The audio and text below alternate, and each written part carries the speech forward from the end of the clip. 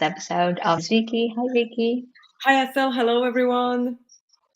Yes, so today we're talking the topic or the question that we get a lot, the question of forcing ourselves to do things that we don't want to do, especially when it comes to work environments. I think a lot of us have this feeling of, okay, the work is not really the way it used to, or I'm not really growing the way I used to, or it's not really the thing that I really truly believe in, but I still have to be going forward and have to force myself to do this work because of stability, because of money coming in, or because of other reasons, right? So therefore, we have this feeling of I have to force myself. And this is the topic that we want to address today in terms of how you can address this with yourself. And of course, if you need coaching, come over to us and we'd love to help you with that. So let's start, Vicky, with the question of what can be done in that situation where we have this option of forcing ourselves for the rest of our lives, which many of us don't want to do probably, Yeah, or doing something about it, right? yeah. It sounds daunting when you're saying it, like I know. forcing ourselves until the end of our lives to do something that Yeah. we have the feeling that it doesn't motivate us, so that we are no longer inspired. So obviously, I think this is a really core question of motivation. When we think about what is it, where does our motivation come from? And it's I think it's a very frequent question, as you mentioned, because for many of us this has become a reality, or for many of our clients we see this happening as well, that I've been doing certain work and at the beginning it was so exciting, but now 5, 10, 15 years down the line, I'm no longer so excited. And I think here we really need to go a little bit deeper into what is it that is not so exciting, or why is it that I feel that I am forcing myself to do it. Um, and actually, before we actually do go into understanding the reasons, or understanding the motivators, I would like to also mention one important fact why this is important. Because, as you know, it is really, if we do something with joy or something that we really like, it gives us energy, and then we feel lighter and gives us energy. And on the other hand, we when we do something as you describe, something when we are forcing ourselves, when we really have to do it, we are really don't have the energy, it really even takes more energy away from us. So Yeah. I think we think it's right, we think it's, oh, it's not such a big deal, but actually it's a big deal. But because if you're doing something with joy, that you have motivation, and let's not forget, I don't think that there is such a thing as 100% motivation all the time, but let's say high level of motivation, life is so much easier, life is so much greater. So maybe I would Yes. start with that. Absolutely. And I also wanted to say why we're talking about this, in addition to what you said, Vicky, is that Mhm. I think the more we force ourselves, the more we have to keep forcing ourselves. Yeah. That's really the downside that I see is that, and the more we force ourselves and shut ourselves down, is the more we don't feel things that we used to feel. And therefore, we feel this numbness, or we feel this lack of any type of like positive feelings that we may otherwise experience, right? Then therefore what usually tends to happen is that we then keep counting our days to go to vacation, or counting our hours to go home. Mhm. But then once we are at home, we also don't really feel anything because we have shut ourselves down so much. Mhm. And probably for many of us, we have been doing that for a long period of time, right? It's not just like, let's get over this week and then everything will be fine, but rather this is something that is like a regular Mhm. norm. And then therefore we keep like wanting to go for that relief of finding joy with our family members or in a vacation. And then once that is over, then we're back to square one. And Mhm. we need to now keep forcing ourselves even more because our brain is and heart is really wanting to be staying in that Yeah, vacation of course. instead of actually wanting to or doing the job that we signed up to do, right?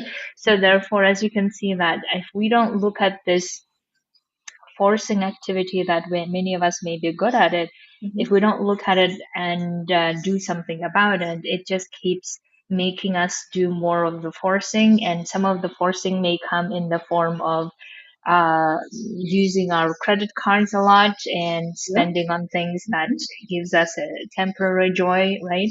It may look in other ways of drinking. Mhm. There are lots of various ways that we shut ourselves down, basically, and therefore we don't really do like look at what's behind this forcing. So, Yeah, Vicky, let's absolutely. look at the behind the forcing. Yes, the behind the forcing. And so when we are talking about the motivation, I think it's important to realize what is it that motivated us to start this work, or that brought us where we are. Because very often the motivators might be there, but actually there is something else.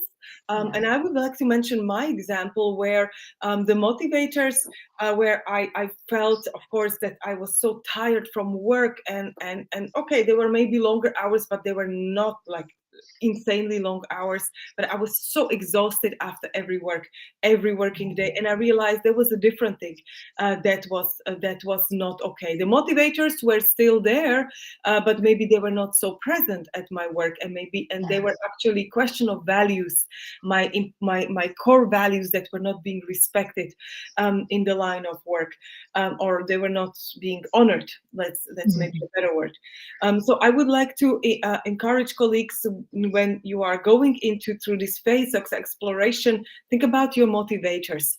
Do you have, what are your motivators? Are the motivators that brought you into this organization where you are, or into this setting, are they still there? And if they are, then probably there is something else that is present, that is bothering you. But if it's really motivators, I think we are talking about the situation where you realize that what used to motivate me, it doesn't longer motivate me. Maybe I used to work with communities and be all the time in the field, but maybe I'm too tired, and maybe I'm like, okay, I've done this, I want to do something else. And or maybe I used to really love, I don't know, doing something else, and that's no longer, like, I have learned, maybe, and I think there is also the scope of learning. Maybe I've learned so much about it. Mhm. And this is not to say that there is not more to learn, but very often we have this feeling like, okay, I think I explored this and I want to do something else. I want to explore maybe different parts. There is a different learning for me waiting. So I would stop here. I think these are some of the motivators we really need to identify.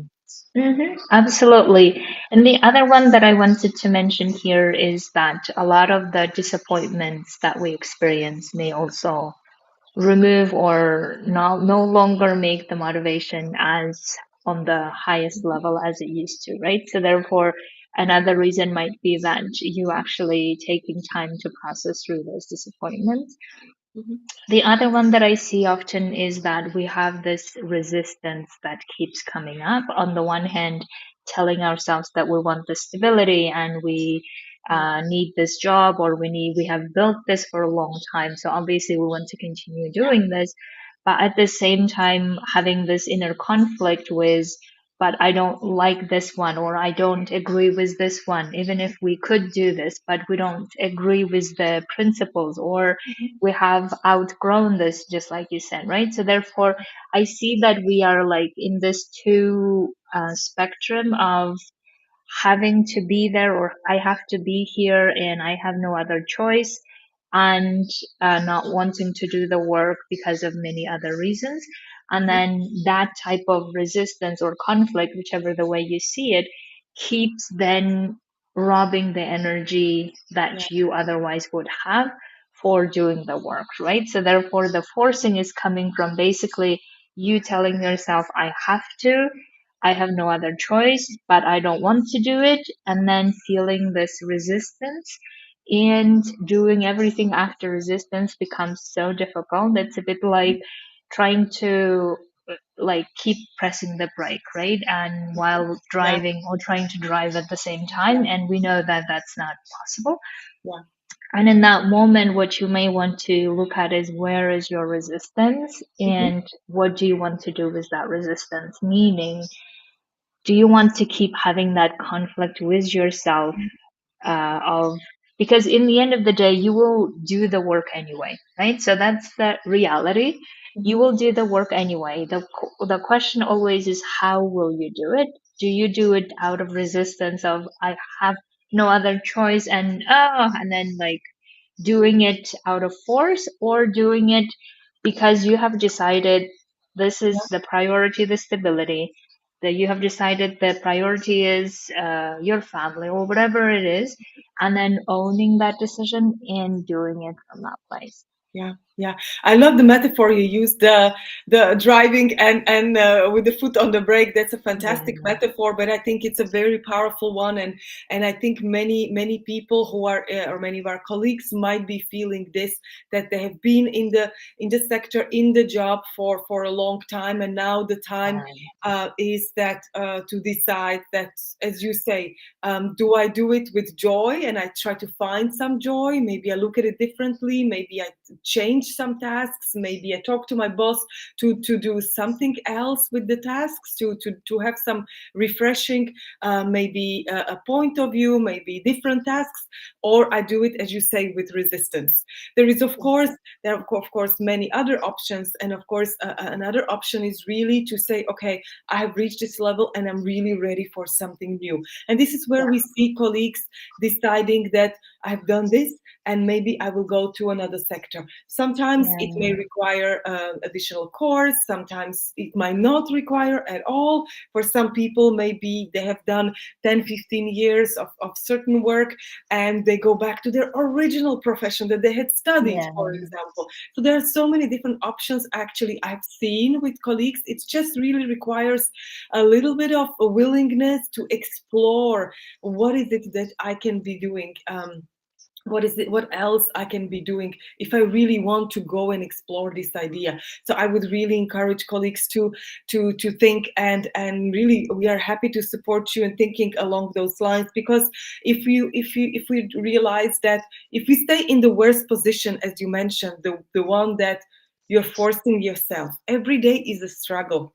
yeah, And I would exactly. like to also mention one example that I saw. This was many years ago, where that I saw with a colleague of mine that was close to retirement age, maybe about 5 years, and has spent, I don't know, probably 20 years with this aid agency. And of course, the difficult question was, do I stay in this job that I'm so bored with, that gives me nothing more, but it gives me stability. I have two children. I need to bring them to university, etc., etc. So those were difficult decisions, and I can say that this person then stayed in the job, did the job. The bare minimum of the job, I have to say, the bare minimum, with not a lot of joy.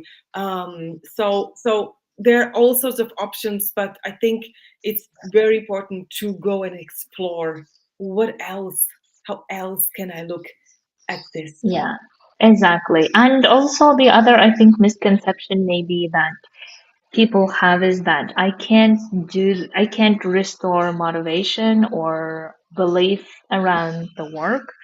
And I think that's like, we have many of this idea that motivation just occurs, and just like inspiration, it happens and then we go and do things. But that's actually not true. In many ways you can actually nurture it, you can recreate it, restore it is really the word that comes to mind. And that's something, the work that you can do on this as well. But I think what's like the essential that requires you to look at it is where this forcing yourself is coming from, right? What's the reason behind it?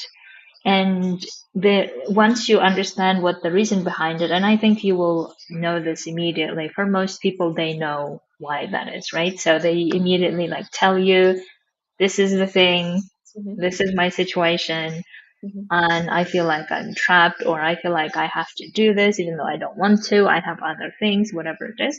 And once you have that like understanding of this is the reason, now the next step is always, what are you going to do about it?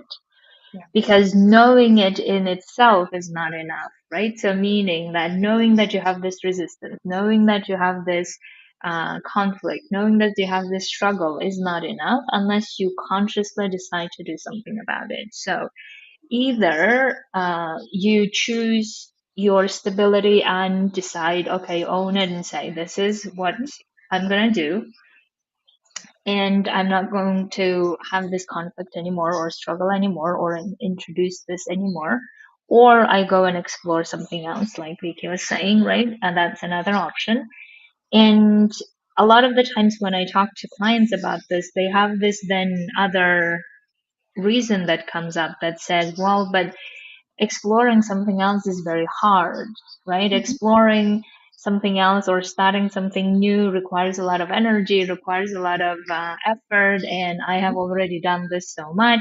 So why do that Mhm. again, kind of thing? And then here is how I would usually answer that is to say, keep forcing ourselves is requiring a lot of effort currently. Even if whether we know it, notice it, or not notice it, this is what's happening in our like health, mental health, probably physical health. That's costing already a lot. Mhm. And therefore, like going and exploring something else probably will, but also probably will create new energy, new feelings, new ways of approaching things. So therefore, even if you are not able to do this full time, explore it at least like as a side thing Yeah. and see Yeah. what else you can do as a side thing so that you don't have the risk of losing your job or risk of losing your stability, but doing something on the side. Yeah, yeah, you're mentioning a very important point, Asel, because many people would say, well, as you say, I don't want to risk it, so I'm not even going to explore it. But what is important here to highlight what I mentioned at the beginning, what is it that brings you joy? Because if we do the whole day or so many hours something that no longer brings us joy and that brings us down, our days are really just dragging ourselves. We are just dragging ourselves, like barely surviving, and it's not only good for us, but it's not good. It's not good for the environment, for your family, for anyone, because who really, let's be honest, who really wants to be next to a person that is always like this tired all the time? Nobody, frankly. So that's why it's important to do something that brings you joy, and maybe you start with those things outside of your work life, right? You maybe that's something else. Maybe you want to start volunteering, and I know at the beginning it might sound like, but I don't even have the energy. But if you start by 1 hour a week to do volunteering, or or even something else, it doesn't matter. Maybe it's a dance class, maybe it could be anything that really brings you joy, and you start comparing the energy, how much joy this thing gives you compared to what the work is, or what your everyday work is no longer bringing you joy, and how tired you are afterwards. So I think these are very important, I would say, examples or experiments that you really can try, and that can change your perspective and eventually also bring you to your desired intention. Yes, absolutely. And the last point maybe I will mention is that I think we may even experience this on a smaller levels, like doing sports or doing something that we said we would do, and then we have no motivation or no energy, or we feel exhausted to do it, and therefore we feel like we have to force ourselves to do this, right? And I have this feeling very often when I do my walks as well. But what I'm really like in that moment telling myself is that, but I want to be the person who's consistent, or I want to become the person who's this, right? And that type of little motivations may also be useful for you to think about. Like, even if you feel like you are doing this work with force, think about who are you in the workplace. If you are this person who like so exhausted and just like doing this because there's really not like no spark anymore, or no, yeah, whatever the energy anymore, right? It feels depleted, being that person at work versus the person who is doing it because because you have other reasons, even if maybe not the work is the reason because you Yeah. don't want to be doing it, but maybe you want to be the person who actually is an example for other colleagues or other junior colleagues who are uh, doing this work and they're very excited, and you don't want to Mhm. I don't know, spoil their excitement or their enthusiasm, right? Indeed. And therefore you want to continue contributing to that environment, being the uh, motivating environment, even if maybe you are not motivated, but at least you want to be the person who knows a lot of things, who has a lot of memory, institutional memory a lot of the Mhm. times, or who knows things in ways that others don't know, right? So you're already that person. And how do you want to be maybe even the person or the professional Mhm. who shows up this way? This might be maybe other ways that you can motivate yourself, even if maybe it's not work related, it will be you as a person and professional could be Yeah. another way. Yeah, yeah, and that's a beautiful example that really, if we often we don't notice, but the energy level and the motivation level is so evident and so visible.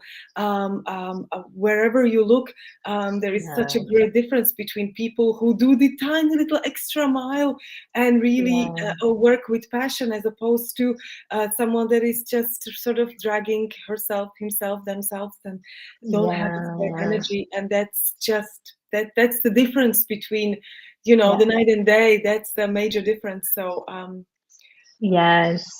And I think also I remember like experiences of going into meetings where people had the, this we're not giving up on this, we're gonna do this and determine this yeah. committed energy, right?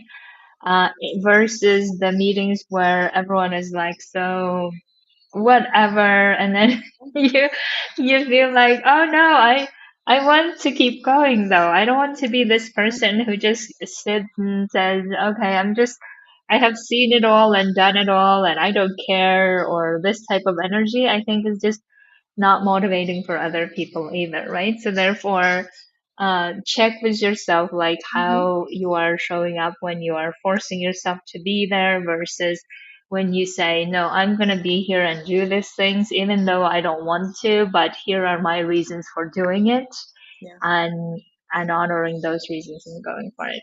Yeah. Amazing. So Beautiful. I think we have covered everything. So if you have any questions or you want coaching on this, so come over, let us know. We'd love to help you figuring out why you're forcing yourself and how to stop forcing yourself and do something else with it. And that's really what we want to offer. So thank you, Vicky. Thank you, everyone. Thank you, Asel. Thank you, everyone. We would love to hear from you. And if you have any questions, don't hesitate to get in touch. Yes, absolutely. So we will come back to you next week. We're talking about energy and how we're losing and restoring energy. That's all about that. So stay tuned for that. Thank you so much. See you next week. Thank Bye. you. Bye.